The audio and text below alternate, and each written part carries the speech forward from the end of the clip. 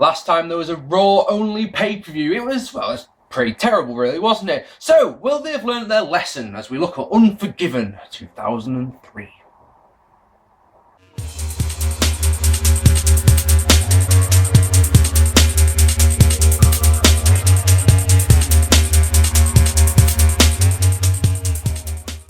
Hello ladies and gentlemen, welcome to this, another episode of 10 years ago, your favourite series and mine. Oh yes, it's September 2003, so of course it's time for Unforgiven 2003. First things first though, before we go on, this was an exciting period in my life around this time, because for the first time in my life, if you can believe this shit, I got Sky. I finally had Sky, and I'll tell you something, this was the time in my life where I became genuinely obsessed with WWE. I think this was the height of my markdom, believe it or not, because I obsessively, for about a year from here, watched everything. I watched Raw, I watched SmackDown, I watched Heat, I watched Velocity, I even watched Classics, which, if you didn't know, over here, we had, it was WWE, it was called WWE Classics, but it was WCW Worldwide from the early 90s, and it was just fascinating watching it, even though it was just squash match after squash match after squash match, and there wasn't any real substance to it per se. It was just fascinating seeing old school people, so seeing Cactus Jack and seeing stunning Steve Austin and the Hollywood Blondes and loads, I could go on and on and on, I could go on and on and on. But yeah, that's just something I thought you might want to know. And it would be wrong of me, seeing as this took place on the 25th, the 25th, fucking A, the 21st, get it right, Mark, it's not hard. The 21st of September saw a Iron Man match over on SmackDown between Brock Lesnar and Kurt Angle. Brock Lesnar winning 5 falls to 4. Absolutely stellar match, up there with the best of the Iron Man matches. I thought it'd be wrong to not mention that. We'll talk about that more when we do review No Mercy next month, obviously. Anyway, like I say, it's the 21st of September 2003. There are 10,347 fans on hand at the oddly named Giant Center in Hershey, Pennsylvania. Why is it called that? If anyone's from around there or can be asked to look on Wikipedia like I can't, please don't put it down there. Let me know. In the dark match on Heat, Maven defeated Steven Richards. Oh yes. So in the opening contest, the Dudley Boyz defeating La Resistance in a meh handicap match to win the WWE Tag Team Championships. This all became about because, oh man, it's supposed to be a 3-on-3, but Spike Dudley had been thrown over the top rope recklessly by La Resistance. He was meant to go through a table. He completely missed the table, like just the top of his head hitting the table. You probably remember this thing. It was an accident, but because Spike was fine off it, they turned it into an angle, if that makes sense. A week later, Rob Conway, who of course is now full-on member of La Resistance, powerbombs Spike through a table, thus eliminates him completely from the match. Happy days, yay. So it's 3-on-2, like I say. La Resistance have been champions since Bad Blood, so it's about time someone fucking beat them. And the first thing I noticed in this one is that fans are very, very strange in this one. At one point, a massive "We Want Tables" chant goes up, and then so it's like they chanted it 3 times. We want tables, we want tables, we want tables. 10,000 people to a man, silent. It was weird. It was really strange. The crowd were really, really utterly strange tonight. Devon is the first man eliminated. He's eliminated by being Irish whipped into a table which is set up in the corner.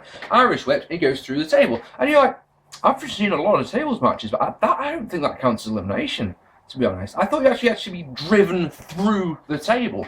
Anyway, the point is, it's left with Bubba versus 3. And, well, in wrestling logic, those are just too, the odds are too big, surely. 2-on-1, maybe. But, well, Well, anyway, let's go through it. Bull reverses Grenier suplex to put him through a table. Count as a suplex of their own. That one goes through a table. And then the Dudley Boyz launched Robin Conway to the outside and like a mirror image of what they did to Spike, but actually worked. They went through the table. So it's 1-on-1, and then a moment later, literally a moment later, a 3D on Renee Dupree through a table in the ring. Gets the win and the championships. This was the Dudley Boyz' second to last championship reign, unless I'm much mistaken. If I remember rightly, they win the SmackDown version of the tag team belts in 2004, but this is the last time they hold what were the old WWE or WWF Championship belts. Match was nothing, didn't care in the slightest. And speaking of didn't care in the slightest, our second match is Test defeating Scott Steiner in a crap match. And yes, folks, this feud is still going on, and no one cares at all. Stipulations on this one are quite interesting because there's Stacy Keibler is Test's property. You may remember, I think it may have been at Bad Blood actually, that Scott Steiner Test had won.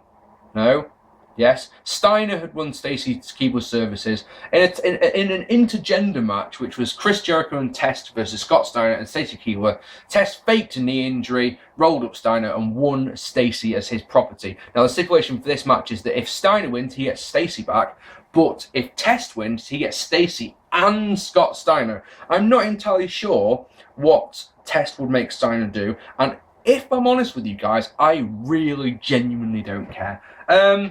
This match is, 3 Steiner suplexes at the talking point of the early going, and each one of them is a nice suplex. And then Steiner fucks it up with one of the worst tiger bombs I've ever seen in my life. Utterly horrendous move. But throughout this whole match, crowd are utterly dead. Just nothing at all. The match doesn't flow. Test undoes a turnbuckle pad and he gets a chair. It's like, right, this might work, but just in case, I'll get this chair. But Stacy gets the chair off him, goes to swing at Test. Test moves. He hits. She hits Steiner, and then a big boot gets the win. And there was much rejoicing or not. I just don't care. And this means this storyline's still going to go on, of course, because Steiner is now Test's property. So there's more to come on this one. Yay. I really hope it's not on pay-per-view so I never have to talk about it again. And then, in what was probably the best match of the night, Randy Orton defeating Shawn Michaels in a kind of match, Legend Killer gimmick. This was the rise of the Legend Killer. What had he done? He'd RKO'd Fabulous Moolah on her 80th birthday and almost killed her by really drilling her into the mat. Thrown Mick Foley down some stairs. What was the other one he'd done? I've got it written down here somewhere. Oh yeah, of course. He cost Shawn Michaels his match with Ric Flair at Bad Blood. So there's Bad Blood here. But what a bastard, HBK comes out the line in the build-up to this one that I absolutely love. He says, "So you're the man who's going to kill off the legend of HBK. If I had a nickel for every stiff that walked into this company over the last 16 years and said he was going to do that to me, I'd be a millionaire." And then he just stops and goes, "Wait a minute. I am a millionaire, and it's because of stiffs like you." And it's like, quick think, can't think of anyone saying they're going to come into the WWE and say, "I'm going to destroy the legacy of Shawn Michaels," but hey, we'll roll with it, why not? Anyway, Orton works the arm for a long-ass period, and Shawn Michaels does what Shawn Michaels does best and doesn't bother selling it in the slightest. The crowd pop, right? The 3 times, all 3 times, is when Ric Flair gets in the ring and gets knocked out of it straight away. Rest of the time, not interested. Don't care in the slightest. Sweet Chin Music is counted into an RKO, which naturally gets 2, because if it had got the 3 here and Randy Orton had beaten Shawn Michaels clean, it would have done wonders for his career, but that just doesn't happen because it's Shawn Michaels. He never puts people over like this, I've noticed. Anyway, we should go off on a rant about that, couldn't we? Sweet Chin Music gets the 3, but Flair puts Orton's foot on the ropes. Referee sees that, thinks he's made a mistake, restarts the match, and while that's happening, Ric Flair's giving Randy Orton some brass knucks. So when Shawn Michaels tries to back suplex him, bam, bam, bam, with brass knucks, 1, 2, 3, and that's your match. And you just go, oh. It's just shy of 20 minutes this one. It's about 19 minutes, something like that, and it's too long in my opinion. I don't think Randy Orton's ready for a match of this length, personally. The crowd just didn't give a shit about either man at all. There was really big periods of silence in this one, and like I said before, the only time they really popped is when Ric Flair got in the ring. At the end of the match, after the 3 count, Ric Flair gets the Sweet Chin Music, place goes mental. It's like, that's so strange. In the back, Chris Jericho tells La Resistance that their problems are all Stone Cold's fault. Of course it's Stone Cold's fault, who else would it be? And then, Trish Stratus and Lita defeating Gail, Kim, and Molly Holly in an alright match, actually, I've got to be honest. This is Gail Kim's pay-per-view debut. It's Lita's return to pay-per-view, and she'd been out, bloody hell, she'd been out since April or May 2002 she broke her neck. This is her pay-per-view return. This is her first televised match since, it's got to be April 2002, hasn't it? And we see a Dragon Sleeper by Molly Holly, we then see a Dragon Sleeper by Gail Kim. I like this. This is good. We don't see Dragon Sleepers in wrestling today from the Divas, do we? And the great thing is, Trish counters it with a sliced bread number 2. Fan-bloody-tastic. Let me tell you something, Willis. In this match, the 3 girls, I mean, Gail Kim, Molly Holly and Trish Stratus all work beautifully well together. Everything they do is nice. Trish plays your diva in peril. At one point she gets a double dragon screw, which is really nice. It wasn't a dragon screw at all. It's double leg scissors. I'm an idiot and you're subscribed to me. But yeah, then the match falls apart. This match was heading towards probably the best match of the night on us, yeah. And then Lita's tagged in. And let me tell you something. I've always had a lot of time for Lita, as everyone knows. But I tell you something. Every single thing she does in this match, everything she does is fucking awful. Her clotheslines are awful. She hits a powerbomb that's awful.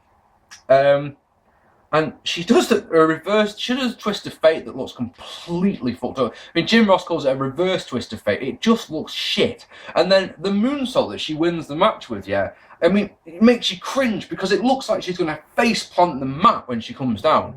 Afterwards, you find out that, yeah, I noticed a couple of times she was, you know, she looked like she was in pain in the mouth, and she looks like she's either bit her lip or her tongue, something like that. And you know, I suppose you've got to give her credit because she finished the match and didn't complain about it once or anything. But at the same time, everything she did looked rubbish. Everything. And this could have happened like, you know, a couple of minutes into the match. I don't know, but it's just strange. It's strange. 1.5 stars though, you know, it's all right. It's the second best match. It's tied with the main event for how good it is. Bit of a spoiler there coming up for you. So then Kane defeated Shane McMahon in a rubbish last man standing match. We all know the story here. Kane had turned heel after losing his mask. Tombstone Linda set Jim Ross on fire. Lost to Bischoff, defeated Robin Van Dam at SummerSlam. Shane McMahon wants revenge for his Tombstone and Mama. You know, beat Eric Bischoff at SummerSlam. Since then, Shane McMahon has kicked Shane into a flaming dumpster, and a truly classic moment. And some people mentioned I didn't say this about SummerSlam, but of course it didn't happen until after SummerSlam, was the old electrocuting his testicles, which I thought Shane sold brilliantly. It was a great little thing. It was, you know, it showed just how fucking evil Kane can be. It's like, yeah, you're going to put me in a last man standing match where there's no rules. Look at the type of thing I'm prepared to do to you just normally. Bzzz. Happy days, you know, really, really good. This match is wank. I'll just tell you that straight up now. This match is just wank. Weapon shots and brawling, weapon shots and brawling, weapon shots and brawling. Shane, because he's well hard, gets the majority offense, and you're just like going, yeah, but this guy's meant to be a monster. Stop this. Your Kane should win this match in 1 minute, because Shane McMahon, oh my god, Shane McMahon's been portrayed as better than all the undercard. All the mid-card are all subpar to Shane fucking McMahon, who hasn't done anything ever and isn't a wrestler. You know, you know? And at one point, Kane goes for Tombstone Pile Driver, changes his mind, gets to ring steps. Yeah? It's like he's going to tombstone him on the ring steps. Shane McMahon counters into a bulldog and then does the coast to coast. You know, the Van Terminator, onto the ring steps in the corner, and the place goes nuts, gives us a holy shit chant. And you start there going, alright, it is impressive, but I reckon the one he did on Vince McMahon at WrestleMania 17 hurt a fuckload more. You know, you're doing it into steel steps that are this thick.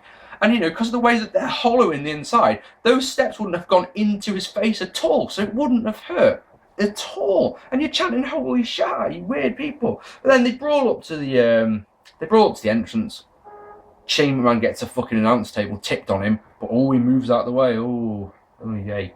Oh man. And then, right, fuck the match off. Let's talk about the finish, because everyone remembers the finish. I bet you don't remember most of this match, but I'm sure you remember the finish. Yeah, as I see one of the daftest things I've ever seen in pro wrestling. Because get this, it's a last man standing match. I haven't mentioned that there's been many counts. I'm sure there's been counts, I just don't remember them. But look at this, yeah. DDT on the stage, then Shane gets one of the monitors from the Spanish announce table that had been tipped onto him, and whacks Kane with it.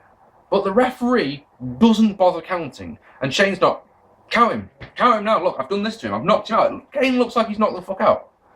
Shane doesn't bother trying to get the win or anything. He climbs to the top of the Titantron, at the entrance stage, yeah? And then leaps off in what looks like it's meant to be a senton, I suppose. But I'm sure from a distance, and if you were there in the arena, this looked amazing. I'm sure it looked absolutely incredible. One problem, the view that they chose to show it in from underneath, shows Shane coming down and landing a good couple of feet away from Kane. So even if it had connected, it wouldn't have actually connected. There was no way that this move could hit, so it's just stupid. Referee then decides to count, because why wouldn't he? Kane gets up at 7 and wins the match. And you're just like, so what the fuck was the point in that? What was the point? Because Kane gets the victory, but he didn't win because he absolutely got shit kicked out of him by Shane. The whole match was Shane beating his ass, with like Kane pulling back the occasional move to show that he's still in it, sort of thing. If Shane's goal goes, right, I'm going to create another one of my moments that everyone forgets. That's what he's done. That's what he does in every match. Kane got owned.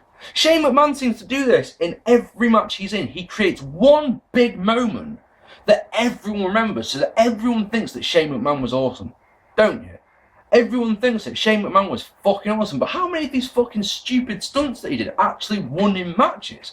Not very many. Do you remember the one on Big Show? That ridiculously giant leap? Oh no, that one did win in the match, didn't it? Or did it? Or he'd already lost them? I've already forgotten. Fuck it. My point is that Shane McMahon matches seem to have not a lot of structure unless he's in there with a ring general like fucking Kurt Angle, And I just don't get it. I just don't get it. I do not get it. And the thing is, there's more to come from this, because of course there's the ambulance match at Survivor Series. Kane was left looking like a complete chump. He didn't win the match. He just, took advantage of a mistake. That's not something a monster does, though, is it? That's what something like every other generic heel does, but not a fuck it, bollocks. Crap match. In the back, Chris Jericho has a go at Austin, which is lovely, and then Christian defeated Rob Van Dam and Chris Jericho. A triple threat match to retain the Intercontinental Championship. Oh my god, on paper, right? This is a good match, isn't it? Christian versus Rob Van Dam versus Chris Jericho. Intercontinental Champion, off you go for 20 minutes. They're given 20 minutes, fucking do it. And you're like, oh, this one's going to be good. Nice moonsault to the outside by Rob Van Dam onto the two heels. Zero reaction, nothing. Double DDT, and it's a beautiful one at that, by Rob Van Dam on the two heels. Nothing reaction. This is so strange, and the thing is, it doesn't help the fact that there is no substance to this match at all. There's no story to it whatsoever. It's just two guys going at it, and then two guys go at it, and one sells on the outside. It's almost like a Money in the Bank match. You've got a natural story in here. We've got Christian and Chris Jericho who have teamed up in the past, and they don't work over Rob Van Dam at all, and so it's just strange. It's really, really weird. The match finally comes alive, right? The crowd finally come alive. A good 12 minutes in, maybe, when Christian is tripped over onto Chris Jericho. Chris Jericho is prone on the ground, and they end up in a weird 69 kind of position. And the crowd, as a man, seem to think, oh, that'd be a good place for a 5-star frog splash. And it's like, Rob Van Dam goes, damn right, actually, wouldn't it? Up he goes, 5-star frog splash, But he's injured off doing it. And Nick Patrick, the fucking idiot that he is, starts counting into 10. What happens if he gets to 10? Will he not? I mean, there's no disqualifications in a triple threat match. There's no countouts. What happens when he gets to 10? To the point where Jim Ross spots this. And it's just, it's one of those stupid things. There's a sign in the crowd that says, Lita, marry me. And I just want to just take a moment to just have a think about this, if we may. Because, say Lita comes out and she spots you with your sign that says, Lita, marry me. And she thinks, actually, as fans go, he's quite good looking. I will call you. What's your number? Let's have a look on the sign. Nothing. How's she meant to call you? Just a thought. Put some effort into your signs. Come on, it's stupid. Anyway, and there's an indie electric chair powerbomb combination spot that looks good and draws a holy shit chant, right? And they chant holy shit, holy shit, holy shit, stop as a man, right? And then when Christian goes to the cover, they don't count along or care when Rob Van Dam kicks out. What brilliant fans. My God, why bother going to the matches if you're not going to make any noise? I do not get it. Oh, Christian brings the title belt in, eats a spin kick from Rob Van Dam. Rob Van Dam goes up top, casually kicks off Chris Jericho, who's on the apron with a chair, hits the 5-star frog splash, but Christian not only gets his knees up, but makes a point of putting the Intercontinental Championship on his knees, so that Rob Van Dam comes crashing down onto those, and that gets the win. And this match is nothing. That's a half-star match, 20 minutes with those three guys. And if you don't believe, this is one of those times where I'm sure you could be thinking to yourself, shut up, Mark, I'm sure that match was awesome. Go watch it and get back to me, alright? Because anyway, speaking of rubbish matches, we got our one and only dud of the evening, which is Coach and Al Snow defeating Jim Ross and King in a rubbish match, even not two, there was just the one. So we remember that Coach had turned heel at SummerSlam. We sure remember that. And basically he turned heel because when Jim Ross had been set on fire by Kane, which we talked about a moment ago, Coach had covered for him. And then when Jim Ross came back, all he'd said is, "Get out my seat, kid," instead of thanking him for covering for him. That's quite a good reason to turn heel, actually. I'd be quite vexed if that had happened to me, to be honest. So, yeah, Coach came and said all this. King takes exception to it, says, I challenge you to a match. They're having a match. Al Snow comes out, basically begs Lawler to stop. You battering Coach. And then, of course, Al Snow turns heel, so yay. And basically, this one sets up this match. Bischoff says whoever wins is the commentators on Raw. So it's like, yay. One problem, of course, you've got two sets of commentators. Who's going to commentate on the match? Oh, wait, there isn't any. There is no commentary in this match at all. What we can say about this match, right? The best thing about this match is it's not as bad as I thought it was going to be. That's the best thing I can say. What I mean by that is, as you can probably imagine, the stuff with Al Snow and Jerry the King Lawler is technically proficient. It's one polite way of putting it. And, Jerry the King Lawler hits a beautiful spike pile driver. It's so fucking lovely. The thing is, the fans, the fans who have made no noise all night for anything, start loudly, venomously, fucking loving itly chanting, "We want Jim Ross." And you start watching it, please, God, no you don't. So when Jim Ross gets the tag, oh my fucking days, everything he does is awful. I know he's not a trained wrestler. But the thing is, as someone who's not a trained wrestler, shouldn't be in the ring, surely. Just a thought. And anyway, he does stuff that's awful. I mean, awful. He does a clothesline to the back that's woeful. Clothesline to the outside, woeful punches that are awful. But thankfully we are put out of our misery by Chris Jericho coming out of all people, hitting a dropkick on Jim Ross, and that enables Coach to get the win. We see a video package for the main event, and then when we come back from that, Jim Ross is obviously devastated by the loss. I'm just going to turn the light on. It's really dark. So Jim Ross is devastated by the loss. It's been his dream. When he was an itty bitty boy, the only thing he wanted to do was get into the business, and he's been doing it for 30 years. And it's all good, and it makes you feel sad, and it makes you feel like it's genuine. And it's one of those things that if you could just get past the fact that in your mind you know that in a month, if that, he will be back commentating on Raw. So all this is pointless. Steve Austin is the co-GM and is Jim Ross's best mate, and he's not going to get him his job back. Shut up. Come on, don't say stupid stuff like that. And the thing is, it took him, I say a month, because that's like something like a jaded wrestling fan with me. So, I'm like, right. I'm pretty certain it was about a month. We had to put up with Coach and Al Snow's commentary for about 3 weeks, and then on the 4th week, that was it. The world couldn't take it anymore, and we demanded Jim Ross's job back. And Steve Austin, had made him have a match, or King have a match, or something like that. It was 8 days later. 8 days later on Raw, Jim Ross defeats the Coach in a country whipping match, whatever that is, to get them their jobs back. Hooray! And in our main event, Goldberg defeating Triple H in another meh 1.5 star kind of match to win the World Heavyweight Championship. Now, of course, this is a month too late. It should have happened at SummerSlam. We all know that. And the thing is, the stipulations in this one are just like, Goldberg's winning the belt. There's no doubt about it. And because of that, I'm not prepared to buy this pay-per-view. It's that simple, isn't it? It's one of those. If Triple H is counted out or disqualified, he loses the championship. But if Goldberg loses, he has to retire. Those stipulations are Goldberg's winning, but they just make Goldberg look stupid already. They already you sat there going, if he'd won it last month, he would have been cemented as a great champion. Here, he's all the cards are stacked in his favour. I don't know. It's one of those things. He defeated 5 other guys in the Elimination Chamber, which everyone knows is a devastating match, and that will cement him. But no, just here, it's daft. I don't know why they did this. I really, really don't. This match needs to be short. It should be about 6 minutes long, and it should be Triple H getting a tiny bit of offense in. No, sorry, getting 5 minutes worth of offense in, and then Goldberg coming back, spear, jackhammer, 1, 2, 3, game over, 6 minutes. Of course, it's Triple H, who genuinely believes that you need to have long main events, and if Triple H is in there, you can guarantee it's going to be a long main event. This one goes 14 minutes, for example, so it's double what it should be, realistically. I like a butterfly suplex by Goldberg, and then we get something very, very, very, very weird. I don't get this. You know me, I blather on about psychology and selling all the time. This match is where, oh my god, it's weird. Well, as we talk about this one, because Triple H works the leg of Goldberg, he clips the knee, he smashes it into the ring post, even does a figure four for fecking ages, yeah? And then, after he's done that, and he hasn't got the win with the figure four, hence right, I'm going to change tact here, and he does just one knee drop onto Goldberg's left arm.